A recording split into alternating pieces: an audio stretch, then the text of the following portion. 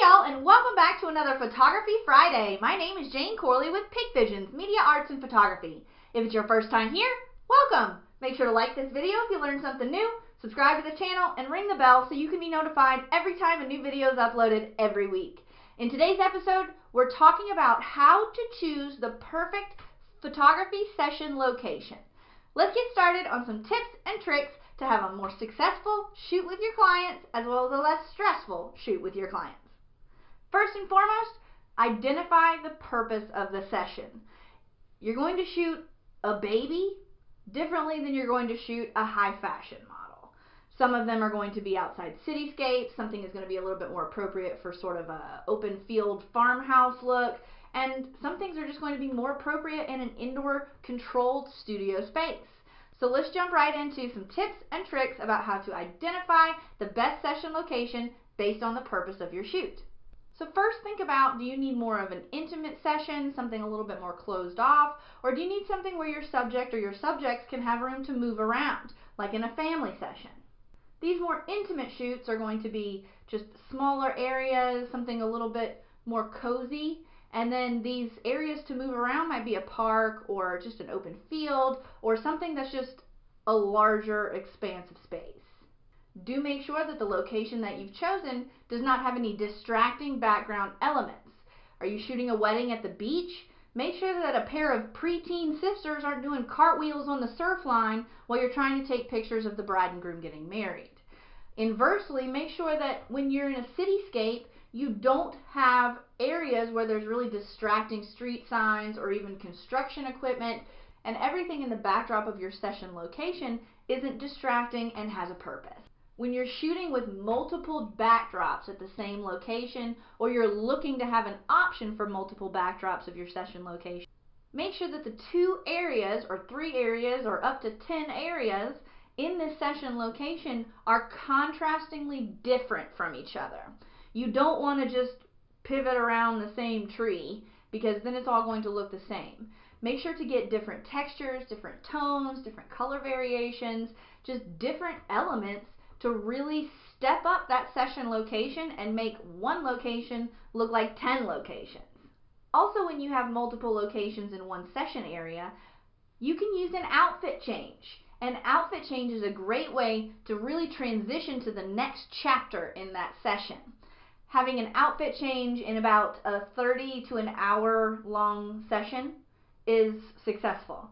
If you try to squeeze in 4 or 5 outfit changes in an hour-long session, you're not going to get any quality time and everything is going to feel rushed, and those expressions of feeling rushed and feeling like you can't quite get it right, that's going to not only translate in the client's expressions, but it's also going to translate in the way that your images are shot. You're not going to be able to take the time that you need to really thoughtfully think about how you're framing, how you're working on your perspective. So just don't push or rush yourself during a session. And if you need more time and they want more outfit changes, then give them more time and provide more availability of outfit changes. A little pro tip, check the weather before you go on your shoot. Check the weather before you meet with your client, or even just look a day or 2 ahead and see, well, this day would be better than that day, if you have that flexibility available with your client. Because if it's really windy, or it's really, really sunny and hot, or it's going to be freezing cold, or there's a potential for rain, you may need to think about, well, we need to maybe have a place where we have a covered area available just in case it starts raining, or an indoor area available just in case it gets too hot. You need to understand if the wind kicks up, that's going to drastically affect your session look, because anything over 10, 12 miles per hour, a breeze of 10, 12 miles an hour, it's kind of a blustery breeze at that point, is going to cause the hair to billow, the clothes to billow, and the trees and the grass and everything in the backdrop is going to give it away. If you're not wanting that look, then just be aware of that factor. But if it is something that you're willing to compromise with and work with, then great, work with it. Know that cloud cover, if you have kind of a cloudy day, is not always necessarily a bad thing. Cloud cover can really standardize your white balance. It can really cut harsh highlights and blend in your hard shadows so that everything has an even white balance. Also, using a lower depth of field can blur the background and really make your subject matter the focus of the image. So when you're going out to scout your locations, and what I mean by scout the locations is a couple days or weeks or whenever you have time to do it before your session, go out and scout that location. Go and look at all that location has to offer. Find these areas where you can, okay, I can frame my subject in that area.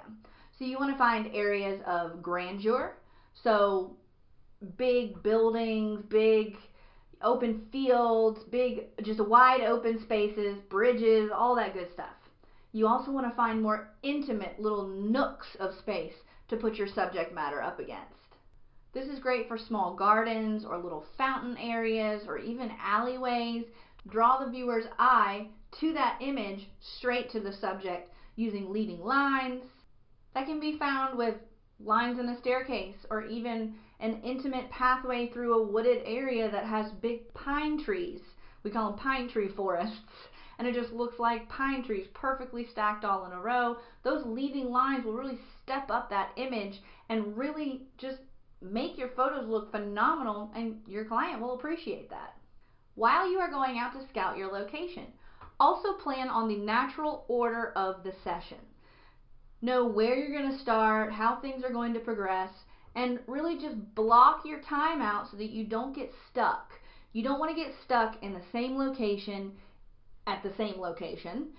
If you have 10, 12, 15 backdrop locations in the same park or in the same, cityscape area, don't get stuck and make a plan. There is such thing as street photography, like aggressive street photography or spontaneous street photography, but become comfortable with controlled session locations before you go out and really try to produce street photography for a client. And the reason I say that is because you need to push forward if you're in a spontaneous session location. Because with aggressive street photography, you're really just shoot. Okay, let's move forward. Shoot. Let's move into this area over here. Let's get this element in the backdrop. No, I don't like that. Let's change this over into this area. It's really just keep moving forward and continue to have momentum if you're shooting in that style of location. Now, what are the different styles of location? First is the natural look. The natural look is more of, wide open fields, maybe a meadow, some sort of, brooky river area, tall grasses and trees, just things with a lot of colors and textures and tones to work with. Natural elements in nature that are used to complement the subject of your photos. Next is urban.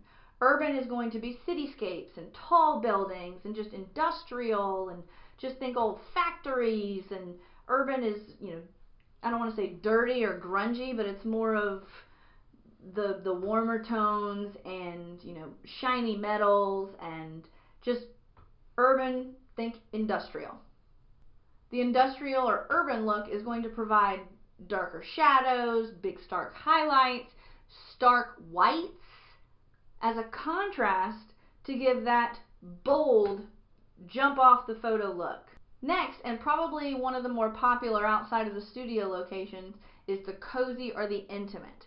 Especially if you're shooting family sessions or something a little bit more like a boudoir shoot or even a baby shoot, and even some individuals and business profiles.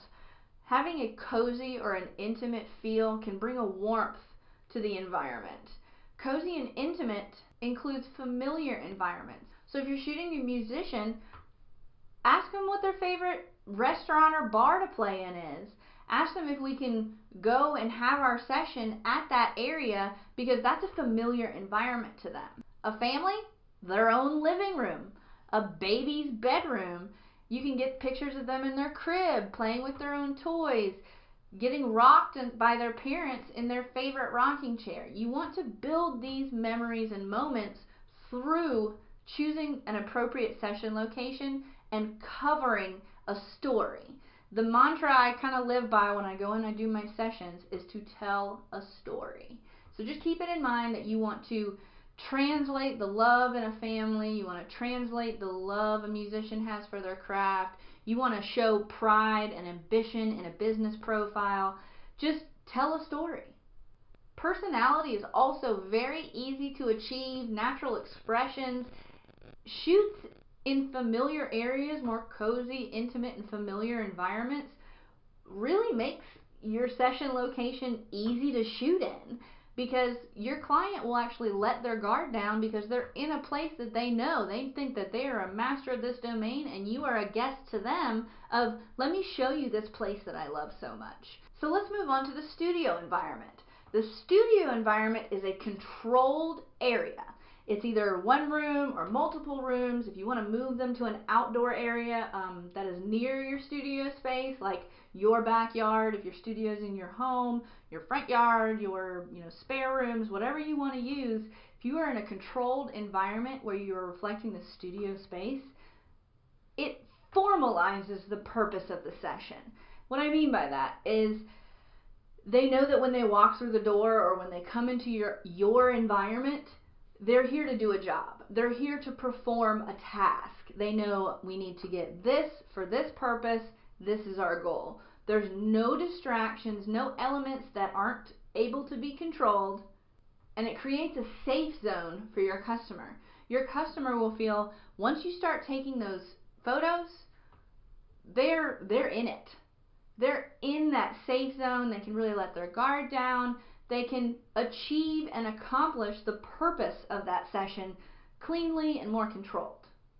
It's also easier to do multiple outfit changes when you're in a session location, because usually you're not having to change clothes in your car or find a restroom or just an area where you can change clothes, changing your hair and makeup. You can control the temperature, and a studio location is great if you're wanting a low variable environment and a place where you can really plan, prepare, and just execute as successfully as possible with items that you may have around for props, or even just having that client bring props from home, things that really set the tone, make the vibe, make the mood, and reflect the purpose of the session.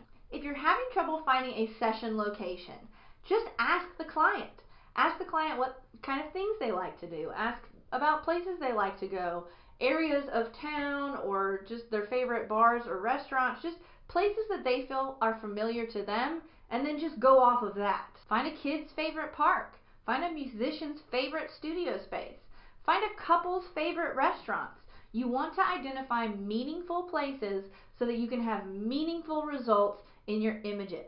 Think of your tones in contemporary, natural, modern, industrial, country, bold, whimsical. Just identify a tone and a theme to your client, and then find a location that reflects that tone. You must consider the time of day. The time of day that your session will take place is drastically influenced by really your client's availability. And if you're shooting families, know that your session is going to be determined by nap time and snack time. There's no questions asked. It's just the way it is. If you're shooting a family that has kids or kid, you're going to have to be on that child's schedule. Parents, couples, individuals, that's really flexible based on their work schedule and your work schedule, but you need to be flexible based on the needs of your clients and what is going to be the most successful time of day, because if you get a kid before nap time, it's going to be a bad day.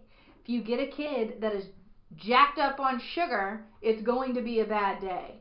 So find a time, talk to the parents, and figure out what is the most successful time where that kid is focused, that kid is, really dialed in. Find a time where that kid is ready to behave themselves. The time of day will also affect lighting. So I'm sure you've heard of golden hour. Golden hour is actually golden hours. There are 2 hours in the day that are considered golden hours. The first one is 1 hour after sunrise, and the second one is 1 hour before sunset. Those tones that are produced by natural light during those 2 hours are angelic. Everyone looks flattering. Everyone has just very complimenting shadows. It's it's easy. It's easy to shoot during golden hour because the light is not something that you need to be concerned with because the sun is cooperating. Lastly, with time of day, we're going to talk about temperature. Don't do a photo session in the middle of the day in Columbia, South Carolina during the summertime. Don't do it. Your model, your client, whomever you're taking photos of will have that perspiring all over them, and it's, their hair is going to get frizzy, and it's going to be a bad time. Nobody's going to be comfortable, and everybody's going to be miserable. Same as if you're taking a photo session up in Rhode Island and it's the middle of the winter and you're taking a session on the beach. It's going to be windy, it's going to be cold, everyone's going to be miserable. So just think about the temperature, and your client in the end will actually really appreciate you taking them into consideration when you're on your session location. So it does take time to find these bank of session locations, but as time moves forward, you'll find them. You'll start banking these great parks, these great industrial parks, these great, just really great areas that are just little secret spots in your town or in the surrounding towns near you that are just gold mines for the perfect session locations.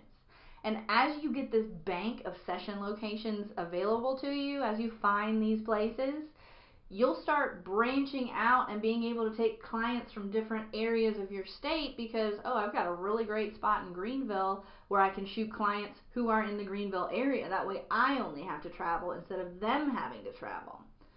I've got so many places in Columbia, South Carolina where I'm located that if I've got to shoot anywhere in the surrounding areas of Columbia, South Carolina, I've got a park, an industrial area, and even just a few little places that I know, hey, let's start here, and then we can branch off from there.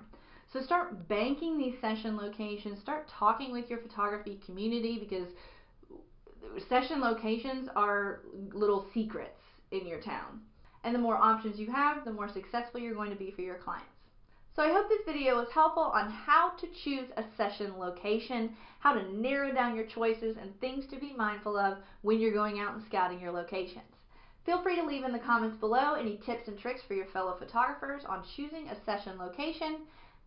Make sure to like this video if you learned something new, subscribe to the channel, and ring the bell so you can't miss any videos uploaded every Friday, Photography Friday. Until next time, I'm Jane Corley with Pick Visions, Media Arts and Photography. See you later, guys.